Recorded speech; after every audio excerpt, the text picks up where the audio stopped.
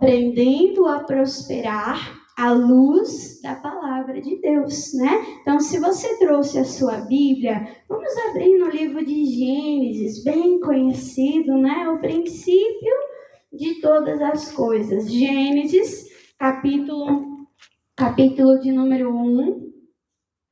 Bem na primeira página, praticamente, da Bíblia, Gênesis, capítulo de número 1. O que nós vamos ver hoje? O que nós vamos aprender hoje sobre o poder da multiplicação. Amém? O nosso Deus, ele é um Deus de crescimento. O nosso Deus é um Deus de prosperidade. O nosso Deus, ele é um Deus de multiplicação.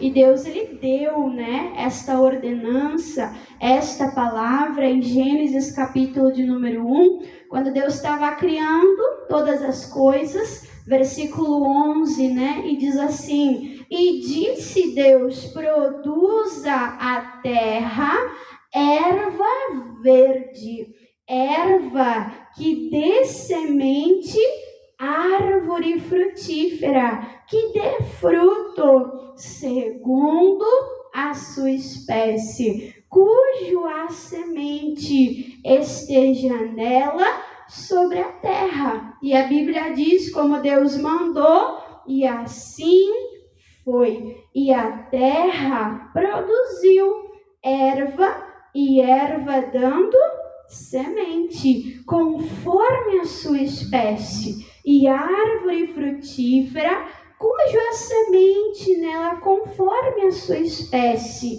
E quando, né, Deus faz aquele poder ali de multiplicar, dá aquela ordem, e tudo flui na vontade de Deus, na ordenança de Deus. E aí diz: e viu Deus o que era bom, né? Então, a primeira coisa que nós precisamos entender, irmãos, é que Deus é Deus criador, né?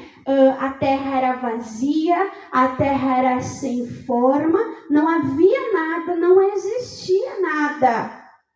Mas existia Deus, né? E às vezes a gente olha para a nossa vida e tem pessoas que se sentem como uma terra seca, se sente vazio, se sente sem forma. Irmã Dani, parece que eu tinha tudo, mas parece que eu perdi tudo. Eu olho para mim e parece que eu não tenho nada. Mas se você colocar Deus na tua vida, né, como base, como marco, colocar Deus acima de todas as coisas. O nosso Deus, ele é Deus criador. Ele tem a sua palavra é poderosa, e aquilo que Deus ele fala ao nosso respeito, aquilo acontece, aquilo opera sobre nós, né? Então Deus ele nos abençoa, e Deus ele quer que nós venhamos crescer, multiplicar. Por exemplo, quando Deus ele fez as árvores, né? Ele fez árvores frutíferas, e cada fruto tem o que dentro do fruto? Tem semente. E a gente olha para a semente, às vezes, come o fruto e às vezes até despreza a semente. Mas o que tem dentro daquela semente? Qual a capacidade, o DNA que existe dentro daquela semente? Aonde, quando semeado num solo bom, né, tendo o ambiente, né, propício ali da terra, a luz, a água, aquela semente tão pequenininha, ela vai crescendo e ela vai aumentando e vai chegando ao tempo de também frutificar, né? E essa é a vontade de Deus na nossa vida. Jesus, ele pregando, falando sobre a parábola do semeador, né? Ele disse que o semeador não guardou a semente. O semeador, ele não, né, deixou a semente de lado, não. Ele saiu com uma missão e com um propósito de semear. E ele foi semeando, e quando caiu numa boa terra, num bom solo, aquela semente começou a crescer, e aquela semente então começou ali a frutificar, né? Começou a produzir. E essa semente que Jesus falou lá na parábola do semeador, ele diz, é a palavra de Deus. Então, quando nós viemos na igreja para receber a palavra de Deus, nós estamos ali recebendo uma semente, né? Às vezes a gente olha assim, é só um toque do Espírito Santo de Deus.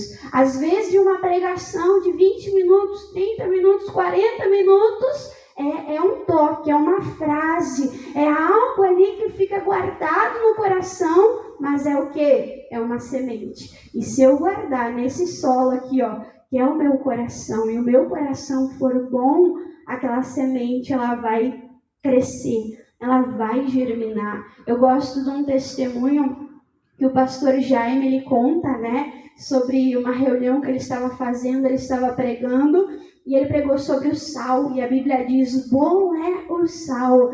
E o pastor falou, bom é o sal. E tinha um irmão que estava falido no culto, e ele ouviu, bom é o sal é bom. Bom é o sal é bom. E ele ficou com isso. E ele disse, eu vou vender sal.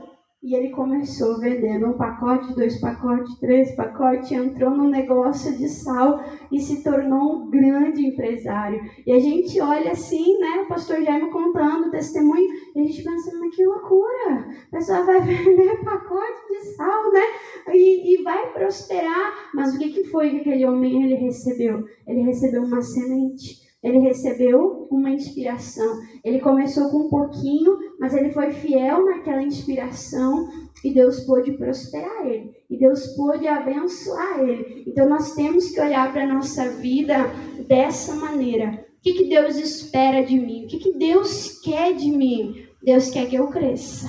Deus quer que eu multiplique. Deus quer que eu prospere. Deus colocou essa habilidade na planta, no fruto. Deus colocou essa habilidade nos animais, né, de se multiplicarem.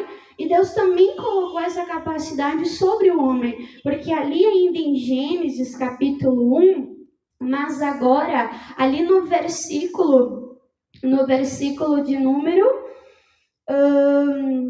deixa eu achar aqui, versículo de número 26, né? Deus falando assim, e disse Deus, né? Façamos o homem à nossa imagem, conforme a nossa semelhança, e faça o quê?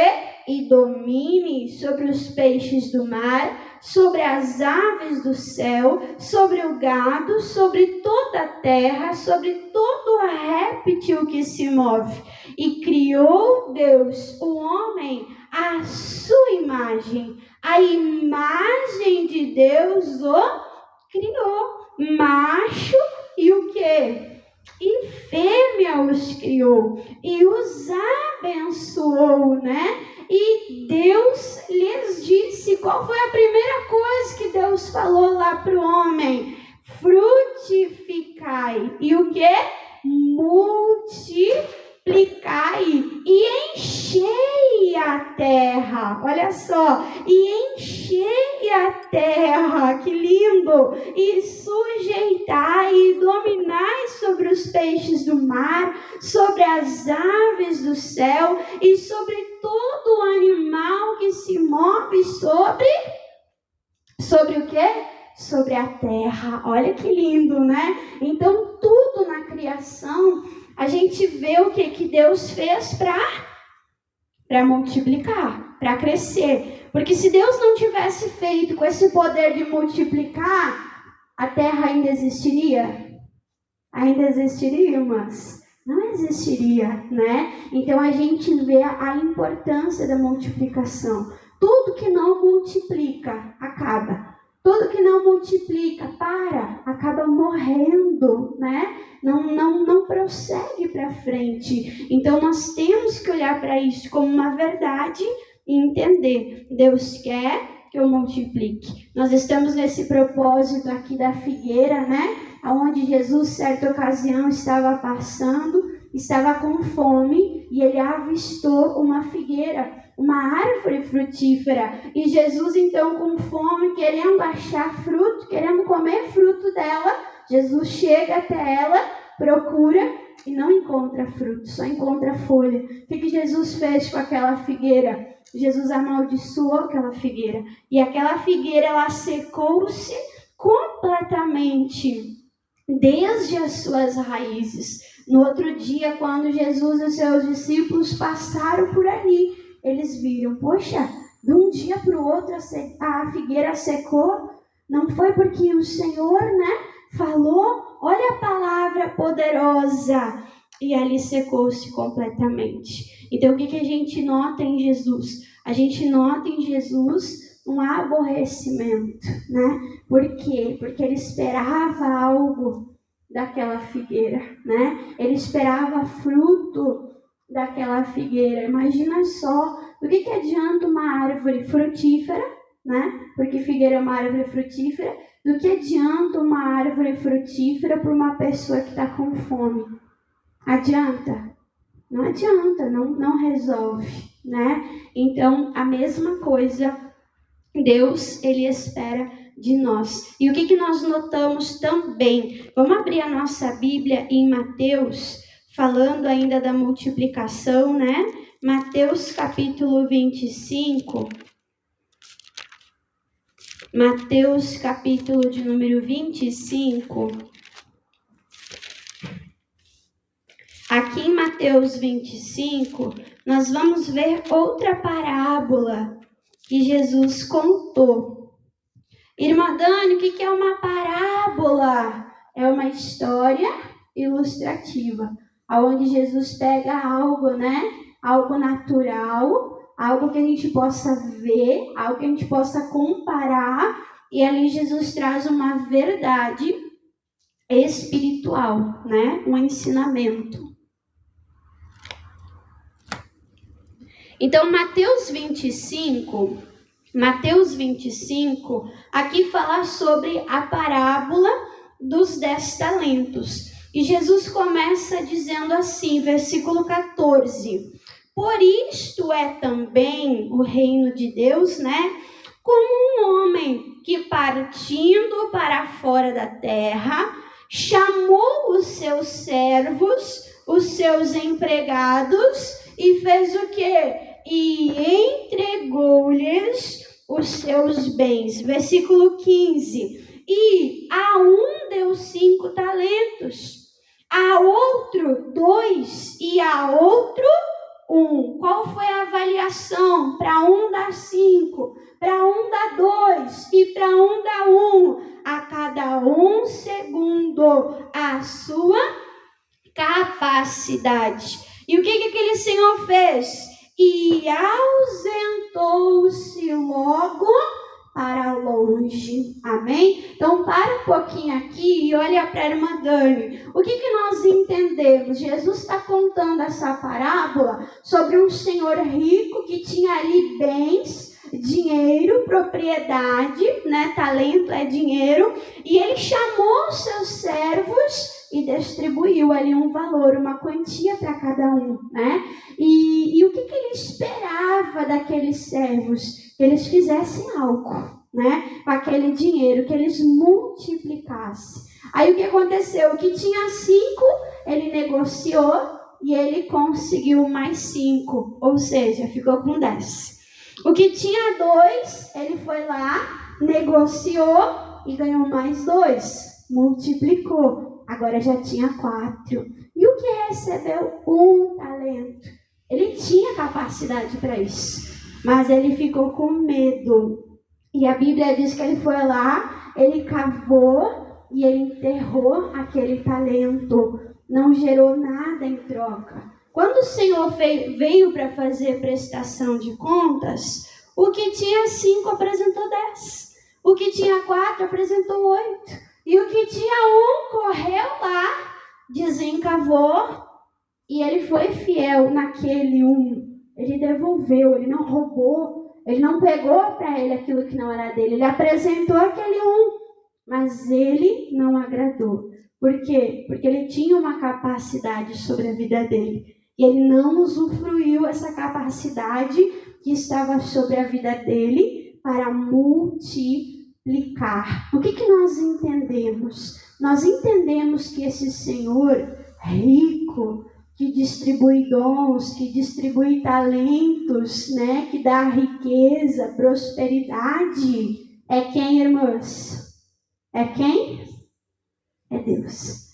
Tudo que nós temos veio de Deus. Nós só temos aquilo que vem de Deus para nós. O alimento que nós comemos, Deus abençoou, Deus nos deu aquele alimento, nós temos que ser gratos àquele alimento, né? A roupa que nós temos que louvar a Deus, nós temos que ser grato a Deus, porque Ele cuida de nós, né? A Bíblia diz que Ele se importa conosco como um pai e se preocupa até com as nossas vestimentas. Então tudo veio de Deus, tudo é bênção, tudo é dádiva de Deus. E às vezes o que acontece? A pessoa trabalha, ganha ali um dinheirinho, um recurso, e aí pensa, o dinheiro é meu, eu trabalhei, eu faço do meu dinheiro o que eu quiser. E às vezes o que acontece? A pessoa vai, gasta tudo, às vezes gasta mais do que ganha, e aí quando aperta o sapato, né? Quando está endividado, quando está com o nome sujo, quando já bateu em tudo quanto é porta e não encontrou saída, não encontrou solução, aí lembra de quem? Misericórdia. Aí lembra de Deus. E aí corre para Deus solucionar o problema que não foi ele que causou, foi ela que causou. Irmã Dani, o que a senhora está querendo dizer com isso? Que Deus nos deu o que nós temos. E um dia nós vamos prestar conta do que nós estamos fazendo com o que Deus nos deu. Não me fale, mas analisa. O que você tem feito com a tua vida? O que você tem feito com o teu tempo? O que você tem feito com o teu dinheiro? O que você tem feito da tua vida profissional? O que você tem feito da tua casa, da tua família? Imagina só. A gente não sabe que a gente possa viver muitos e muitos e muitos anos. Mas um tempo atrás eu vi um pastor dizendo que a gente não tem que olhar para a nossa vida como um relógio. Porque o relógio parece que ele é infinito. Ele vai rodando, acabou um dia, começa outro. Acabou aquele ciclo, né? Começa outro e parece que ele é interminável. Mas nós deveríamos olhar para a nossa vida como um cronômetro que foi dado uma largada no dia do nosso nascimento e um dia ele vai ser interrompido. E nós vamos um dia nos deparar com o nosso Criador. Um dia nós vamos nos deparar com o nosso Senhor. E a gente não pode ser aquele tipo de pessoa que só lembra de Deus quando o problema aparece. Que só lembra de Deus quando o sapato aperta, quando está no vermelho, quando já está endividado, quando já está com o nome sujo. Eu brinco, eu só lembro do moço do gás quando acaba o gás.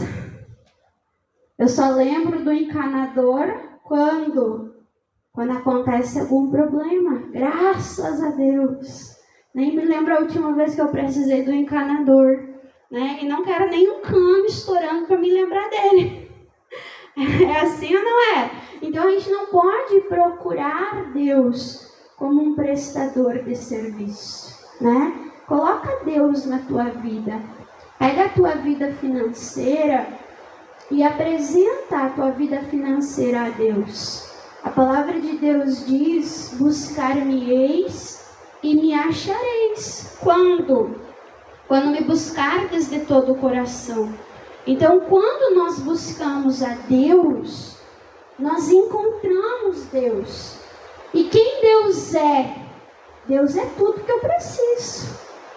Ele vai ser a resposta para a minha vida financeira. Ele vai ser a resposta para a minha casa. Ele vai ser a resposta para a minha saúde. Ele vai ser a resposta para tudo aquilo que eu preciso. Então o que eu preciso fazer, irmã Dani? Pegar esse Deus e dizer: Senhor, vem cá. Eu quero te apresentar aqui a minha vida financeira. Ainda bem que Jesus não se assusta, né? Ele já sabe de tudo. Não precisa se preocupar que ele não vai ficar de cabelo em pé. Não, Senhor, está aqui.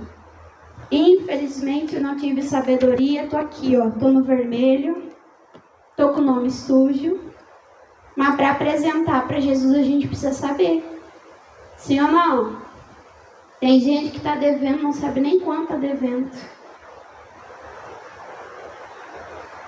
Tem que saber, tem que organizar, tem que botar na ponta do lápis, anotar, ó, estou devendo isso.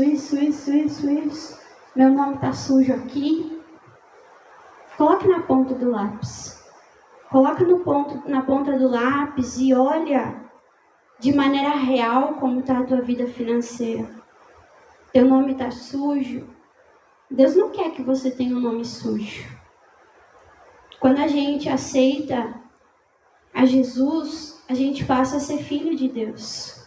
E se tem uma coisa que Deus ele preza, é pelo bom nome.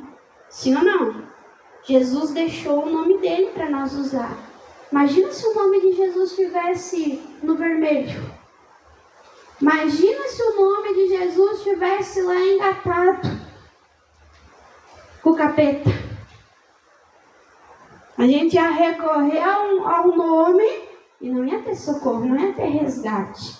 Então, assim como Jesus nos deixou um nome limpo para nós usar, e hoje eu sou filho de Deus, eu faço parte da família de Deus, eu também tenho que prezar por um bom nome. Irmã, e agora se eu estou no vermelho? Fala para Deus, Deus, tenho que pagar tudo isso daqui para mim ficar com o meu nome limpo. Me ajuda eu endireitar. Me ajuda eu acertar. Eu quero ter um bom nome, eu quero, como diz a palavra, o que eu falar assim é assim, o que eu falar não é não. Eu quero ser uma testemunha na minha vida financeira, na minha vida ali material, na minha vida profissional. Fala isso para Deus. Porque quando você fala para Deus, você busca Deus com essa sinceridade, não é o que disse a palavra que nós vamos encontrar? Sim ou não? E a palavra diz que ele é o quê? Jeová Jiré, o Deus provedor. O Deus que tem o recurso para que eu venha regularizar essa situação. Só que Deus vai, quando eu orei, entrar na minha vida e fazer tudo por mim, é assim, irmãs? Aí é fácil, né? Aí igual aquele pai rico, Deus vai lá, paga as nossas contas, a gente não cria juízo, porque a gente não aprende, porque a gente não precisou pagar o preço, a gente vai lá e se endivida de novo. Então não é assim que Deus faz. Deus vai nos ajudar a sair daquela situação. Deus vai nos ajudar a sair do buraco. Ele vai começar a nos prosperar. Você vai pegar o dinheirinho lá na tua mão e você vai olhar para a vitrine e vai ter uma roupa bonita. E aí você vai dizer, e agora? Eu compro roupa nova, ou eu pago minha conta? Você está entendendo? E aí você vai ter o recurso e o calor vai bater.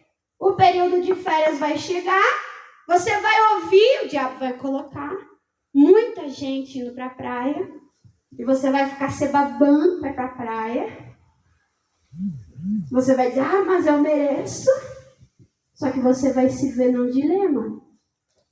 Entre o quê? Ir para a praia e pagar as contas. Mas se você quer sair dessa situação, você vai precisar fazer sua parte. E tudo isso nós vamos dar conta para Deus. Esses dias eu ouvi uma frase, eu achei bem interessante, eu fiquei pensando, né?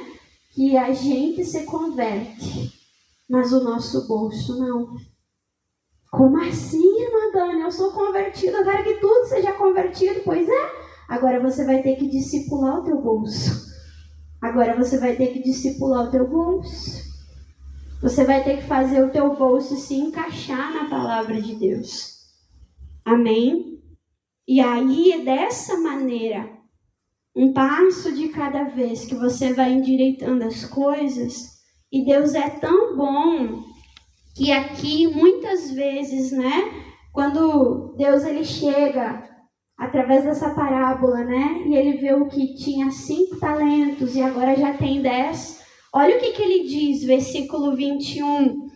E o seu senhor lhe disse: bem estás, servo bom e fiel, sobre o pouco foste fiel, sobre o muito eu te colocarei. Deus só pode colocar sobre o muito quando a pessoa é fiel no pouco. O teu filho lá tem 7 anos. Aí ele quer comprar doce. Você dá R$1, dá 2, dá 5. Não é assim? Você dá 50, você dá 100, você dá 1000. Irmã, eu quero pra mim. Não é assim? Porque vai botar fora, não sabe o valor do dinheiro. Então, quando nós aprendemos a ser fiéis no pouco, Deus coloca sobre muito. E nessa parábola, Jesus fala isso no versículo 21.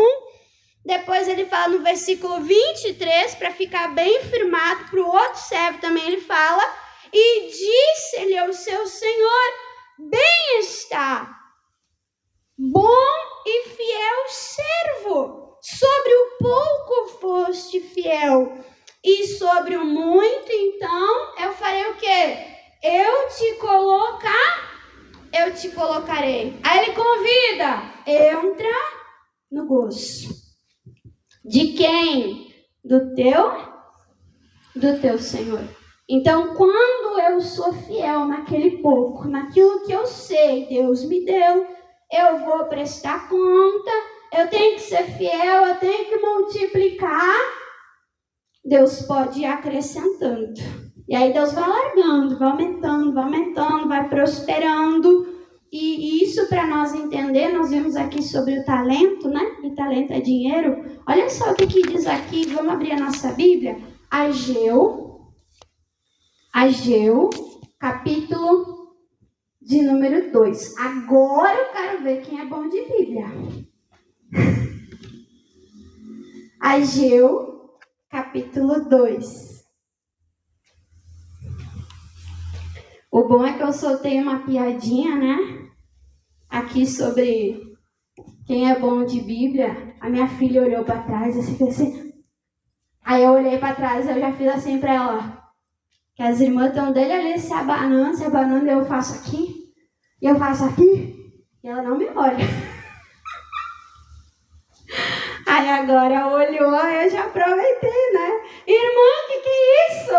Né? Eu lá com os dedos levantados, não estava querendo mostrar minha pulseira, não. Ageu, capítulo 2. Eu estava fazendo isso que eu estou gravando a palavra, né? Eu estou gravando a pregação. Mas eu não me aguento, né, irmãos? Agora ficou gravado lá, que era para ligar o ar. Obrigada, André. Ageu, capítulo 2. Olha o que a palavra de Deus nos ensina. Versículo 8 diz assim, ó, é o próprio Deus dizendo: minha é a prata e meu é o ouro, diz o Senhor dos exércitos. Todo o dinheiro, toda a riqueza, todo o recurso pertence a quem? Pertence a Deus. Tudo pertence a Deus. Então, por mais que você trabalhou, irmã Dani, me esforcei lá o mês todo, batalhei, corri atrás, não é assim, irmãs? A gente trabalha o mês todo para aquele dia ganhar o salário. Aí na semana a pessoa já organiza o salário, dali um pouco, cadê o dinheiro? Paguei tudo a conta, trabalhei o mês todo, em uma semana, estou sendo generosa. Às vezes é 1 dia, 2 dias, né? E cadê o recurso? Mas não é porque você trabalhou, não é porque você se esforçou que aquilo é teu. Não. Você tem que olhar como uma bênção de Deus. Amém? Pega lá o teu dinheiro, pega lá o teu salário e não menospreza, né? Não amaldiçoa. Lembra que Jesus amaldiçoou a figueira? Isso mostra o poder da palavra. Sim ou não? Então não amaldiçoa a tua fonte de renda. Não amaldiçoa o teu recurso. Não amaldiçoa o teu ganha-pão. Pega o teu dinheiro, Ainda que você olhe e você pense com você é muito pouco, coloca na mão de Deus. Não enterra, mas coloca na mão de Deus. Fala para Deus: Senhor, eu sei que eu vou dar conta para o Senhor do que eu vou fazer com a riqueza, com o dinheiro, com a prosperidade que o Senhor me deu. Eu sei que pertence tudo ao Senhor, mas eu não quero pedir para o Senhor para solucionar o problema. Não quero pedir para Deus quando faltar o dinheiro. Você está entendendo? Não quero pedir para Deus lá para solucionar o problema, não. Eu quero colocar Deus no início. Eu quero colocar Deus no princípio. Eu recebi o meu salário, Jesus está aqui, ó. Me dá sabedoria agora. Me ajuda. O que eu pago primeiro? O que eu negocio? Isso quando uma pessoa está no vermelho, quando uma pessoa está no cheque especial, é muito importante.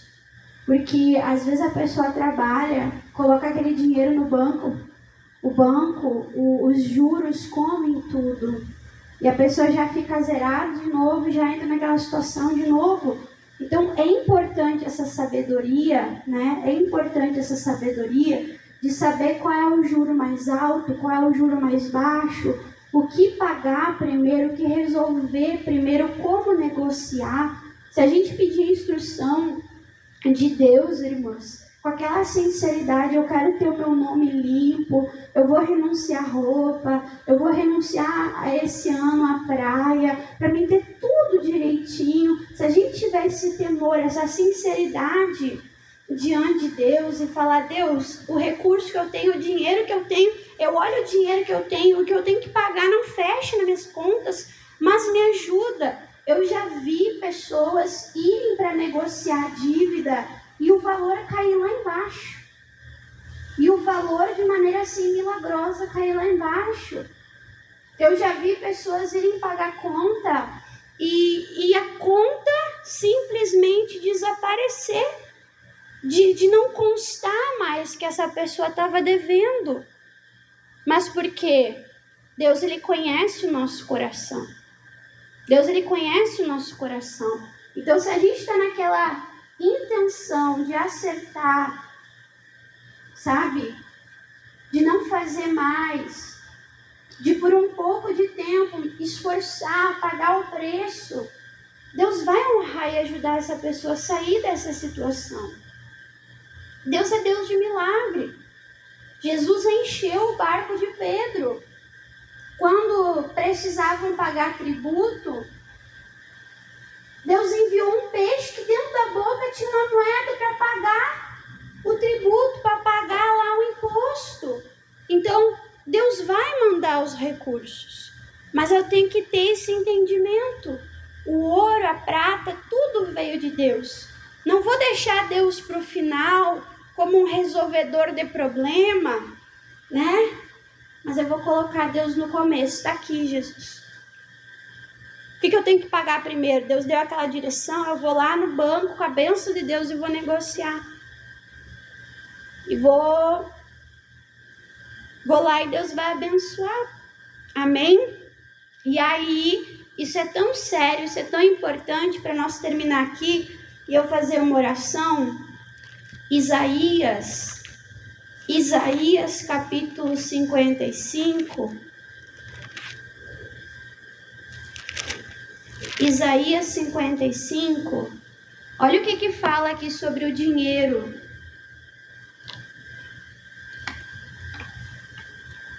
Isaías 55.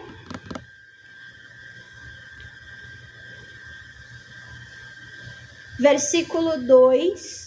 Diz assim, Deus perguntando para nós, para o seu povo: por que gastais o dinheiro naquilo que não é pão?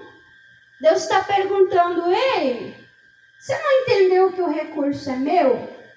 Por que você está gastando o teu dinheiro naquilo que não é pão?